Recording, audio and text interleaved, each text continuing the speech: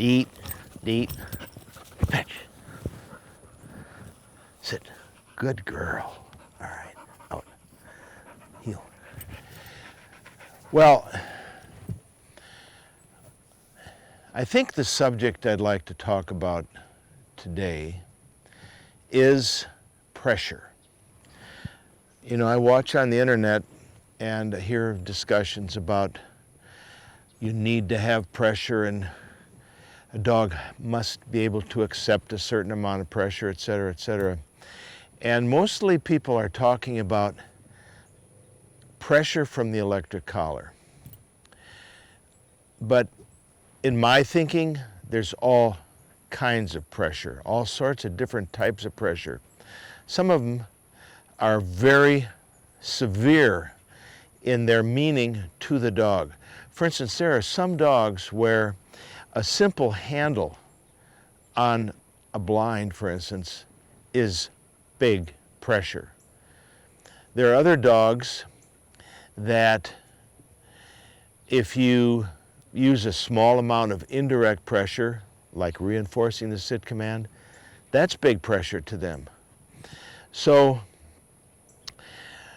it's not clear to me why people think that unless you're using the electric collar in a severe way,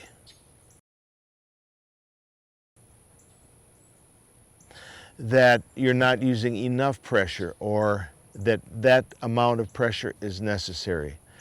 So I think the lesson is that every dog is different. They don't all need the same pressure. It's not fair to say, well, we have to put some pressure on them to get them to do this. Maybe the thing you need to do is teach them the lesson in a better way. There is a chance that if you use a little too much pressure, you can destroy the trust that you've developed in your dog. And if that happens, you have made a job for yourself. You can break down the trust in minutes and spend weeks or months or maybe a lifetime trying to build that trust back up and give the dog the confidence that he needs to be successful. So my short message is today to make sure, before you brag about how much pressure you use, to make sure that you've taught the lesson really well, that the dog totally understands what you're talking about or what you're trying to get him to do, and then you use the amount of pressure, and I want to say the least amount of pressure that's possible, to make it clear that what he's doing is not what you want, and to realize that he needs to do what you do want. I've heard people say, well, I decided not to use pressure with the electric collar. I just used attrition instead. Now I can tell you that some dogs, in fact, in my mind, most dogs, attrition is the most severe form of pressure because they don't know how to get out of it. They know they've done something wrong. They know you want them to do something else, but what could it be? They don't know because you're not making it clear what you want. You're just saying, I don't like what you're doing. Come back here and try it again. Oh, try it again, try it again. It's like the monkey on the keyboard. Eventually, some word will be typed out. So the attrition on a dog that is trying hard is a very, very severe form of pressure.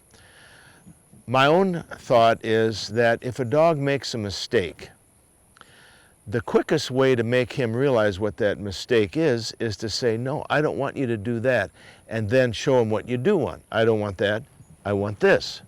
Now, if they make a mistake, after you've shown them, then you can say, I don't think you're trying very hard. And so there's going to be some form of pressure. In my case, it's usually what we call indirect pressure, which would be where you might emphasize the sit command as a response to a dog not taking a cast repeatedly, where you use this to get a better performance over here, indirect pressure. To me, it's the most sensible form of pressure. Now, some people like to use what I call just raw punishment pressure, where a dog makes a mistake, they holler no at the top of their voice, they raise their hand, all the veins in their arm show, their hand is tightly gripped on the electric collar, and they're pressing the button saying no, no, no. They're angry, they're frustrated, and I don't think they have a firm grasp on what the learning and teaching process really is. So that's absolute punishment pressure, and I don't think it's very effective. It destroys any potential relationship you have with the dog.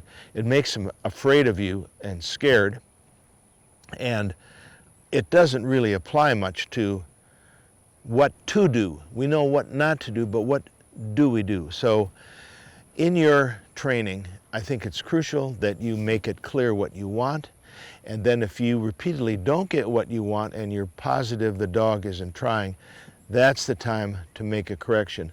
Some dogs that I've trained have gone weeks without any kind of pressure because they're doing what I ask them to do, and if they make a mistake, it's an innocent mistake. It's because they didn't know what I wanted. Maybe that was my mistake. Maybe it wasn't clear what I did want, or maybe I didn't teach the lesson well enough so they knew what I was talking about. So think twice about the amount of pressure and the type of pressure, and make sure that it's pressure that the dog deserves for making a mistake that he knows he shouldn't have made. So anyway, don't forget the Packers play this weekend. Also, if you're watching this on any place but on my blog, go over to my blog and leave me a comment. I really like it when you tell me what you think of these little clips and what they might mean. So until I see you again, Packers on Sunday.